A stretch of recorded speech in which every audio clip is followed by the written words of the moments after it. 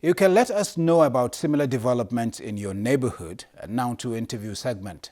The Director General, National Environmental Standards and Regulations Enforcement Agency, Professor Aliu Jauro, speaks about the growing environmental hazards across the country. Take a listen.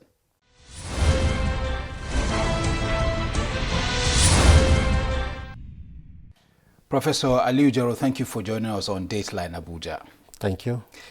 I hate to begin this interview by reeling out statistics that I'm not too proud of, and I'm sure many Nigerians are not, that we're ranked 4th in the world in the list of polluted countries. That's on the one hand. And then on the list of open defecation, Nigeria is also the first or maybe the second. Now, what is responsible for those poor state of waste management in Nigeria? A lot of factors are responsible for the poor waste management. First of all, we produce a lot of waste. If you look at our population, one factor in Nigeria, we have a population of over 200 million. So each individual daily produce a lot of waste. Secondly, we don't have a good framework for this waste management. Even though we have regulations to do with this waste, how they are supposed to manage. But most people are not ready to comply with most of these regulations. And thirdly, we don't have the waste management facilities on ground. So if you go to the developed countries, each facility, public facility you go, you see they have a dustbin where you're supposed to drop whatever you used. Whether you are a smoker, there is a dustbin for the filters. Whatever you eat, there is a readily available place for you to dispose such items. So all these are factors combined together that make these things very difficult here in Nigeria.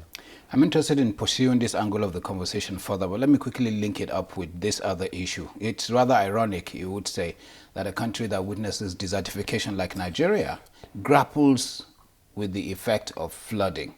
Now, tell me how much of environmental neglect is responsible for this situation? A lot.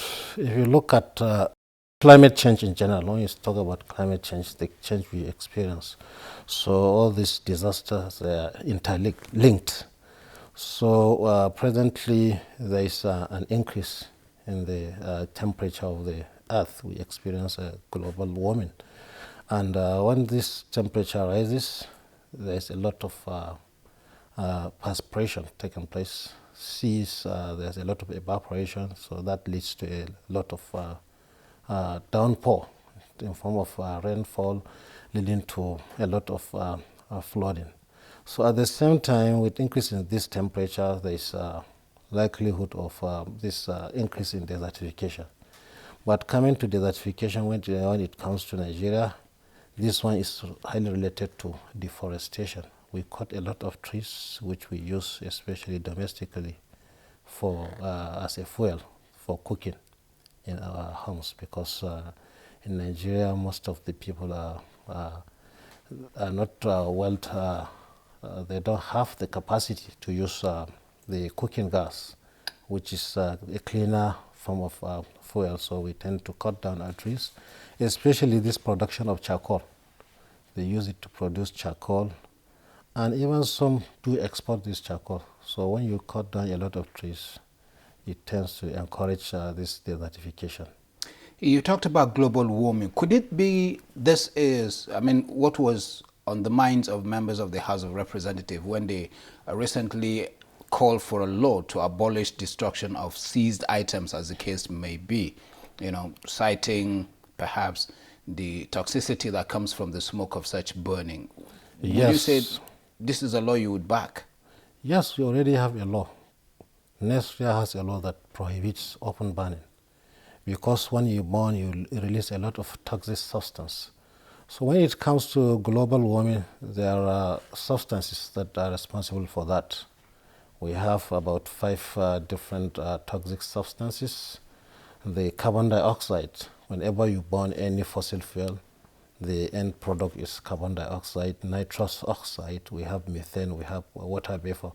So all this, when combined together, they form the greenhouse gases. So the best way to tackle this climate change is to cut down the emission of these hazardous gases that are the greenhouse gases. So that's why the House of the National Assembly are trying to come up with a regulation, but we already have one on the ground, and this is the main concern of the whole world. On 2nd, just next week, Monday, the United Nations Framework on Combating Climate Change is going to take place in Spain, which is going to take about 2 weeks, because this is the main attention of the whole world. If we allow it, then temperature to continue increasing, the world may not be habitable at this stage, because when the temperature is high, you know how it is. Absolutely. Regulations, I'm glad you also mentioned that bit. I mean, correct me if I'm wrong, I do know there are over 30 laws that have to do with the environment. What are the challenges we face as a country when it comes to enforcing them? Well, currently we have 33 regulations as the enforcement arm of the Federal Ministry of Environment, and the 34th regulation will soon come up. So one of our major challenges, people are not aware of most of the regulations. So we need to do a lot of sensitization. We need to do a lot of advocacy visits to a lot of places to get them sensitized, so that we get them to comply voluntarily. Because when you have a voluntary compliance, it's better than if you go there to enforce. But there's no way you can achieve that until you force people, but you can achieve a certain percentage of voluntary compliance. So as an enforcement agency, we have been doing our best to sensitize the public. What I just came in as the new Director General about 7 months ago.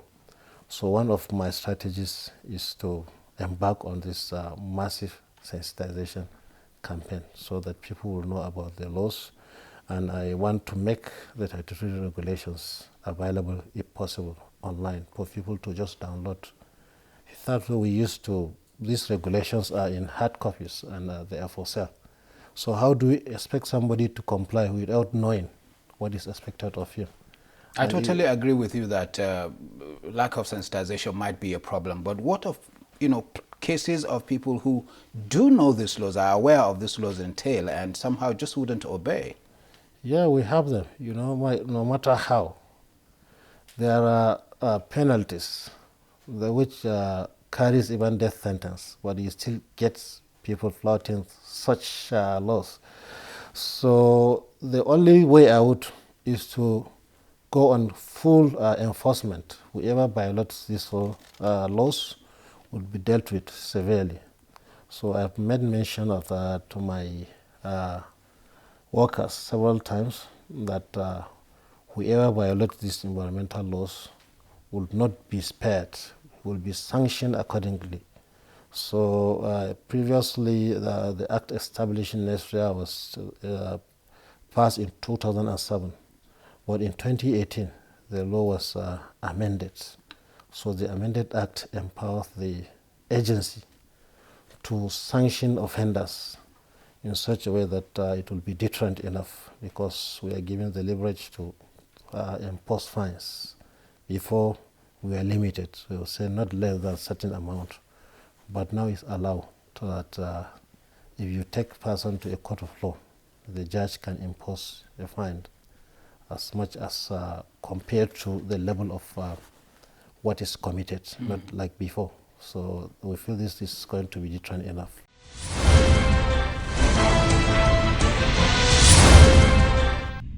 Well, thank you for your mails and tweets as always. Keep sending in your comments and views using the email address and Twitter handle on your screen. Also, be sure to share anything that is happening within your locality with us. Don't forget, you can view the program on youtube.com/channelsweb/videos. Thank you for watching. I'm Ibrahim Adra. We'll see you again next time.